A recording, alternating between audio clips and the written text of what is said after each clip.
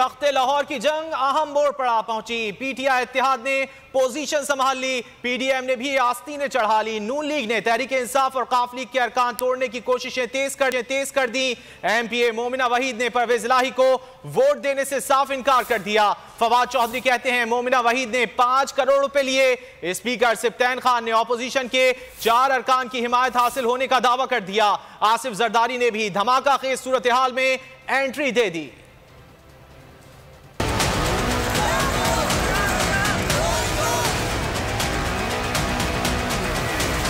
किसका होगा तख्ते लाहौर? हुकूमत और अपोजिशन ने लगा दिया एड़ी चूटी का जोर। राब्ते बढ़ गए, दावों पर दावे होने लगे।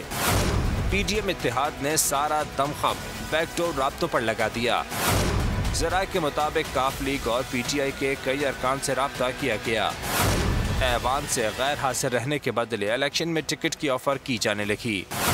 पीटीआई रुकन मोमिना वहीद ने परवेज इलाही को वोट देने से साफ इनकार कर दिया। दावा किया 20 से 25 अरकान इधर से उधर हो जाएंगे। वोट तो 20-25 गायब होने वाले हैं। इख्तिलाफ ना हमारा चेयरमैन से है ना हमारी पार्टी के साथ हमें कोई मसला है। परवेज इलाही को वोट नहीं दे रही, मैं तो वोट डालने नहीं जा रही। खुदा सुन ले खान साहब, मैं इस्तीफा लेके जाऊंगी लेकिन खान साहब को पेश करूंगी। फवाद चौधरी ने मोमिना पर 5 करोड़ लेने का इल्जाम लगा दिया। वो जो मोमिना वहीद है जो बिक गई, जिसने डील के बाद 5 करोड़ रुपया लिया और लोटी होने को तरजीह दिया, उसके अलावा हमारे मेंबरान की तादाद इस वक्त 188।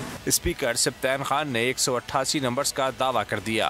बोले नून लीग के 3, पीपी का 1 और एक आसाद रुकन हमारे साथ होगा। वो जो एक इंडिपेंडेंट तो आ गए ना, बिलाल बड़ाइच साहब जी आ गए। 3 PMLN और 1 पीपल्स पार्टी, तो आने वाले दिनों में इंशाल्लाह वो भी आ जाएंगे। गर्मा गर्म सियासी सूरत हाल में आसिफ जरदारी ने भी एंट्री दे दी। लाहौर में क़याम करके नंबर गेम के लिए वफाकी वसरत की मुआवनत करेंगे। कशीदगी उरूज पर है, अल्फाज की जंग भी तेज हो चुकी है। कौन कितने पानी में है, फैसला ऐवान ही करेगा। इमरान खान सूबाई असम्बलियों से हर कीमत पर निकले।